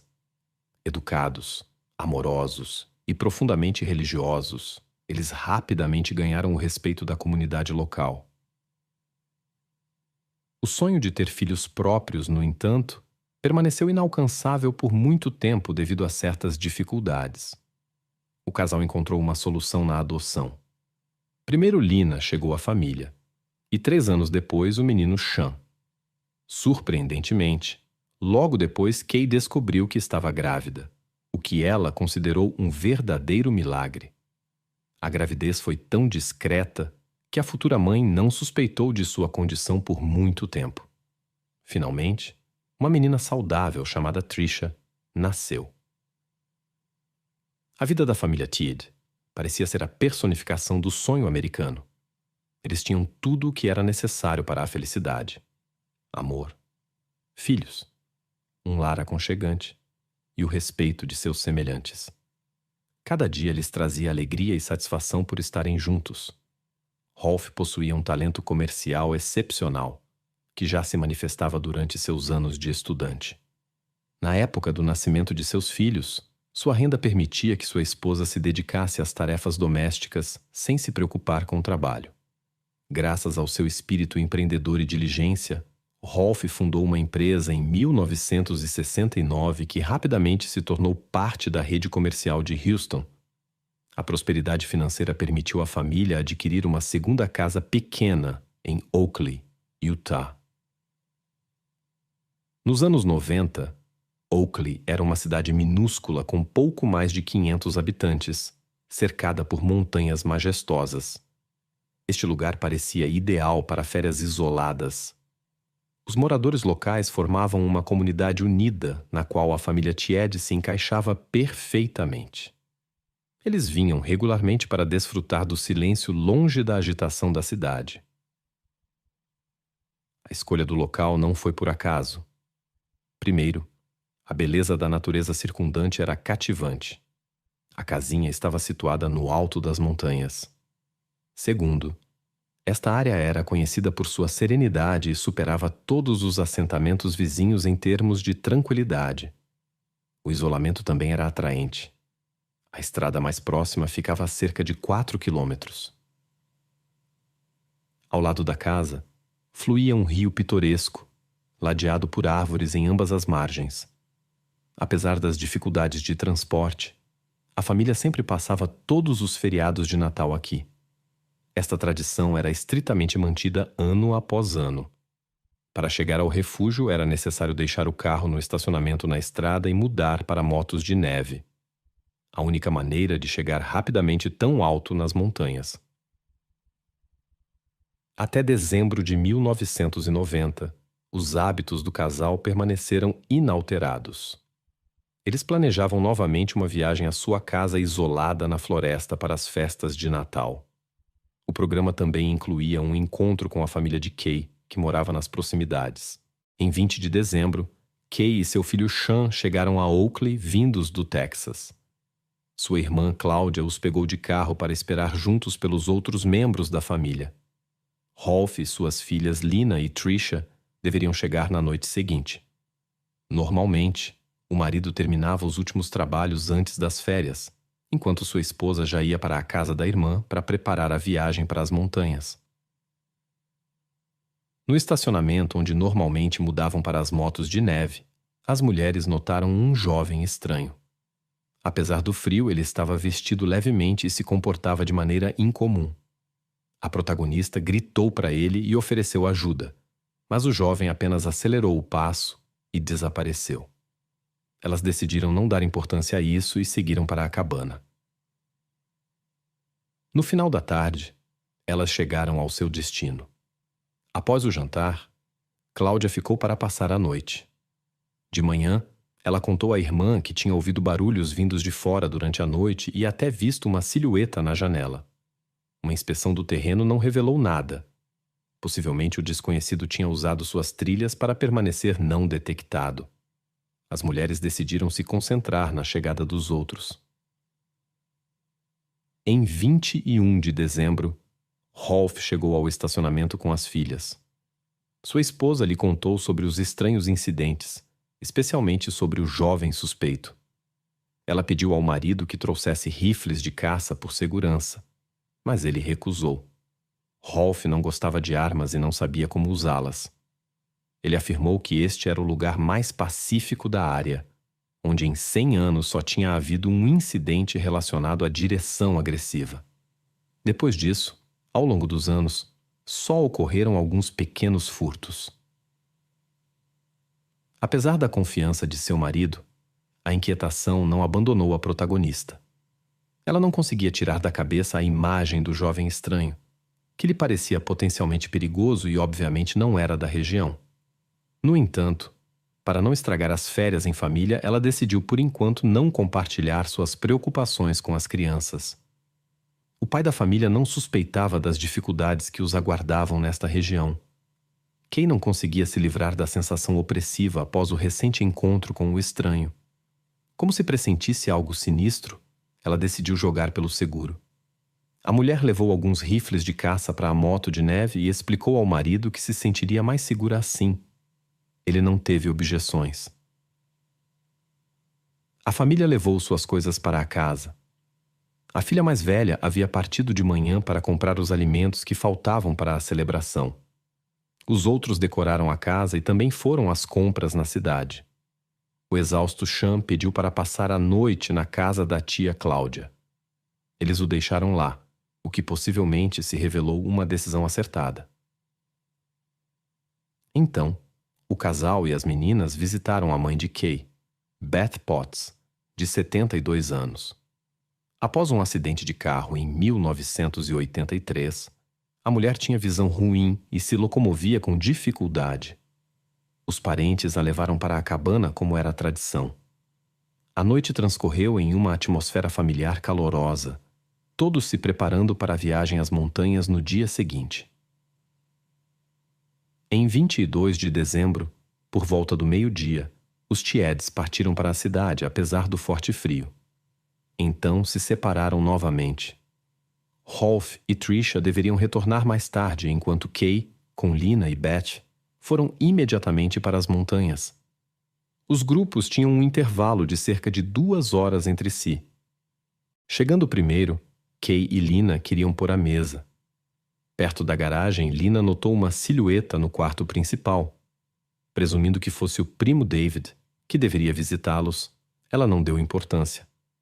Na cozinha, ela abriu a água quente e viu alguém atrás da geladeira pelo canto do olho. Acreditando que David queria assustá-la, Lina sorriu. Mas quando o estranho entrou na luz, ela percebeu seu erro. Era um jovem de cabelos cacheados. Lina tentou avisar os outros, mas era tarde demais. Eles já haviam notado o homem armado. Kay lamentou não ter pego o rifle da garagem. Agora ela não podia enfrentar o malfeitor. Lina obedeceu à ordem do estranho e ajudou sua avó e mãe a subir ao primeiro andar. As mulheres subiram as escadas com dificuldade, temendo que um atraso provocasse a ira do estranho. No andar de cima, foram recebidas por outro jovem de óculos, que também estava armado. Kay implorou para que não lhes fizessem mal, prometendo entregar tudo de valor. Finalmente, o jovem de cabelos cacheados perdeu o controle e começou a cometer atos ilegais. Após o incidente, Kay e Beth não mostravam mais sinais de vida. Ele parecia sentir prazer no que estava acontecendo. Lina, esperando o pior, ficou surpresa quando seu destino foi diferente. Ela foi levada para outro quarto e amarrada. Um dos estranhos trouxe um cão e disse que isso deveria acalmá-la. Então os perpetradores deixaram o quarto. Quando o líder retornou às vítimas, ele novamente usou violência contra Kay e Beth. Depois, eles pegaram todos os objetos de valor e levaram as vítimas para o terraço, onde as cobriram com neve. Lina tentou desesperadamente se libertar, sabendo que seu pai e irmã logo retornariam. Ela queria avisá-los, mas não conseguiu a tempo. Às 14h45, Rolf e Trisha chegaram em motos de neve. Sean ficou com parentes e assim escapou do perigo. Os perpetradores já estavam esperando perto de Lina. Eles a advertiram sobre as consequências se ela emitisse qualquer som. Quando o pai entrou, eles levaram a menina à frente deles. Na sala de estar, Rolf e Trisha viram uma cena assustadora. Rolf tentou comprar sua liberdade oferecendo dinheiro e seu relógio, mas o líder do grupo era implacável. Os desconhecidos revistaram os bolsos do ferido, mas deixaram a jovem intocada. Em vez de mais ações, eles trancaram Lina e Trisha no quarto. Os perpetradores encontraram galões de gasolina que eram mantidos para abastecer as motos de neve e começaram a espalhar o combustível pela casa. Descobriu-se que eles haviam deixado muitos rastros esperando pelos moradores da casa, pois se divertiam descuidadamente. Eles abriram todos os presentes da família e filmaram os acontecimentos com uma câmera encontrada. Os perpetradores comeram as comidas festivas e se divertiram, obviamente com o plano de destruir todas as evidências. Depois de terem encharcado a casa com combustível, eles voltaram para o ferido Rolf. Então os perpetradores ordenaram às jovens mulheres que carregassem os bens roubados nas motos de neve na garagem que não havia sido encharcada com gasolina. Ela seria usada para a fuga. Após incendiar a casa, os perpetradores partiram com os reféns, que tiveram que dirigir as motos de neve. As irmãs consideraram se poderiam causar um acidente, mas não conseguiram elaborar um plano. Neste momento, o tio das jovens mulheres, Randy, estava passando por perto. Ele viu as duas motos de neve e acenou amigavelmente, sem suspeitar do que estava acontecendo. Surpreso com a falta de resposta de suas sobrinhas normalmente tão educadas, ele continuou a segui-las. No estacionamento, os perpetradores transferiram as jovens mulheres para o carro da família Tiede e apressadamente transferiram seu saque. Os reféns entenderam que estavam sendo levados para Nova York e perceberam a gravidade da situação. Lisa rezou silenciosamente por um desfecho feliz para ela e sua irmã. Quando Randy apareceu novamente e acenou, Lina e Trisha o ignoraram, preocupadas com sua segurança. O líder notou o homem gesticulando, pegou sua arma e perguntou a Lina se ela o conhecia. A menina negou. Pouco depois, um carro com duas meninas saiu do estacionamento. De repente, um homem em uma moto de neve se aproximou de Randy em um estado alarmante. Apesar do frio intenso, ele não usava roupa de cima, nem sapatos ou capacete de proteção. Seu rosto parecia terrível, inchado, com marcas escuras congeladas. Randy reconheceu com dificuldade seu parente Rolf. Depois de perder parte de sua família e descobrir o desaparecimento de suas filhas, Rolf, impulsionado pelo desespero e adrenalina, partiu em perseguição aos perpetradores. Apesar de seu estado terrível, ele percorreu 4 quilômetros. Sua visão estava falhando, mas a estrada familiar o ajudou a alcançar seu objetivo. Randy, reconhecendo a criticidade da situação, colocou Rolf no carro e correu em direção à cidade.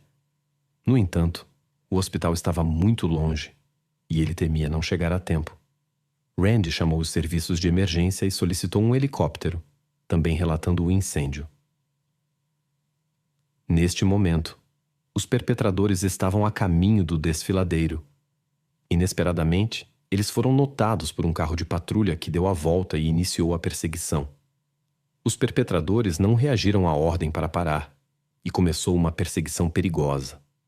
A velocidade às vezes atingia 150 km por hora, o que representava um risco adicional nas más condições climáticas. Na tentativa de escapar da perseguição, os malfeitores romperam um bloqueio policial. Vários outros carros de patrulha se juntaram à perseguição. Após meia hora, os perpetradores ficaram presos em um barranco ao tentar se esconder na floresta com um veículo off-road. As mulheres aproveitaram o momento, pularam do carro e correram de mãos dadas em direção aos policiais. Os perpetradores se renderam assim que seu veículo sofreu alguns danos. Como resultado, ambos foram detidos sem consequências sérias para a sua saúde. A equipe médica chegou imediatamente de helicóptero e evacuou Rolfe. Os médicos fizeram todos os esforços para salvar o homem. Consequentemente, ele se recuperou e não sofreu complicações sérias dos ferimentos sofridos. Enquanto os paramédicos cuidavam de Rolfe, os bombeiros combatiam o incêndio. Eles conseguiram conter as chamas e evitar a destruição total da casa. Quando os investigadores chegaram à cena do crime, ficaram chocados com o que viram. Havia vestígios do ocorrido por toda a parte. Embora o edifício tenha sido preservado, a propriedade estava severamente danificada. Dentro do cômodo havia um odor pesado. Uma câmera de vídeo usada pelos perpetradores foi encontrada na cena do crime. Eles filmaram uns aos outros e suas ações, mostrando extremo desrespeito pelas vítimas. Os perpetradores abriram os presentes da família Tiede, fazendo piadas cínicas. Tudo isso parecia extremamente desumano. Logo depois, os suspeitos foram presos. Eram Von Taylor, de 25 anos, e Edward Daly, de 21 anos. Taylor, o líder de cabelos cacheados, havia cumprido pena anteriormente por invasão e incêndio criminoso. Seu cúmplice havia cometido infrações menos graves. Eles se conheceram em um centro de reabilitação, para onde foram enviados antes do fim de suas sentenças. O programa deveria ajudá-los a começar uma nova vida sem crime. Em vez disso, eles elaboraram um plano cruel. Após fugirem do centro, eles chegaram de carona a Oakley em 14 de dezembro, onde o pai de Taylor possuía uma casa. Passaram cerca de uma semana lá, cometendo pequenos delitos. Foi Von Taylor, o homem suspeito sem camisa, que Kay notou no estacionamento no dia de sua chegada. Naquele momento, ele estava inspecionando a área em busca de um alvo potencial para um roubo. As mulheres imediatamente chamaram sua atenção. Em 22 de dezembro, visitantes inesperados invadiram a casa da família Tiede, quando os proprietários estavam ausentes. Estes haviam ido à cidade e se desencontraram por apenas meia hora. Os convidados indesejados se comportaram como se fossem os donos da casa. Serviram-se, beberam e esperaram pelo retorno dos moradores. O líder propôs um plano de fuga e tinha em mente o carro da família. Eles decidiram usar as jovens mulheres como cobertura com a intenção de chegar a Nova York e depois abandonar as irmãs para desaparecer na metrópole. Em 22 de janeiro, os perpetradores foram oficialmente acusados de crimes graves, incluindo 2 casos de crimes de primeiro grau, tentativa de crime de primeiro grau e 2 casos de sequestro agravado. A lista foi complementada por roubo, incêndio criminoso e resistência à prisão, sem mencionar a fuga de uma instituição correcional. Ambos imediatamente alegaram insanidade, mas uma avaliação não revelou anomalias mentais.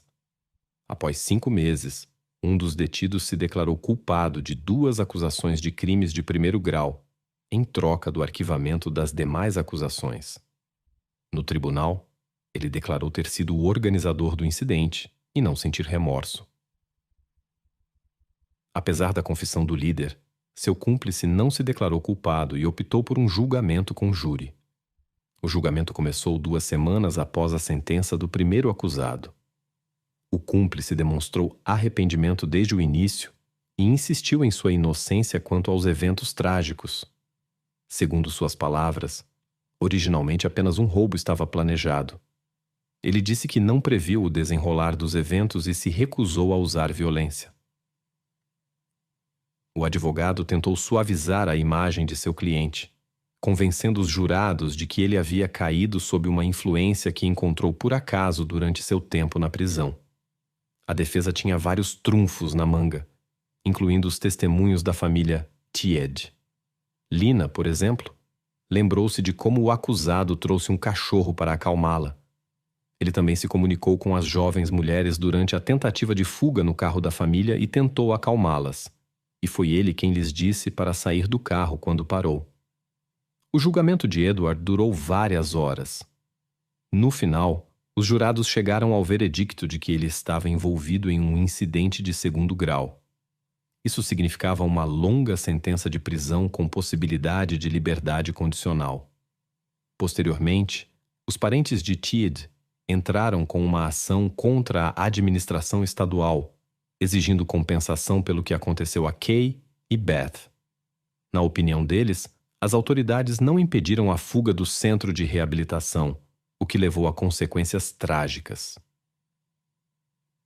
As reivindicações tinham fundamento. Descobriu-se que Von Taylor havia entrado em contato com seu conhecido Scott Manley em 22 de dezembro.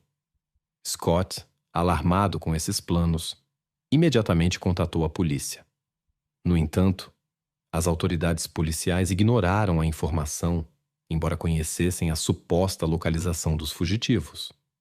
Infelizmente, o tribunal rejeitou a ação da família Tiede, e ninguém foi responsabilizado pela negligência. Em 2001, Lina recebeu uma mensagem de Edward Daly pedindo perdão. Ele escreveu que a estadia na instituição correcional havia mudado suas visões e que ele havia reconhecido seus erros. Lina não conseguiu lidar com seus sentimentos por muito tempo ao ler essas linhas.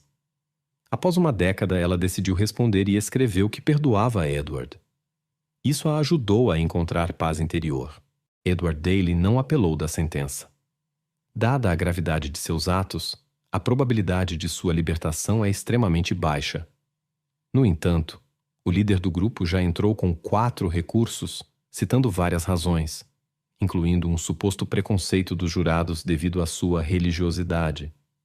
Todos os pedidos foram rejeitados, mas essas ações permitem que ele adie a execução da sentença. Rolf se recuperou completamente do incidente e se casou 3 vezes. Ele restaurou a casa, onde a família ainda se reúne e lembra de seus entes queridos. Lina e Trisha formaram suas próprias famílias e se tornaram mães de vários filhos. Em 2008, Rolf faleceu devido a uma doença grave, cercado por seus familiares.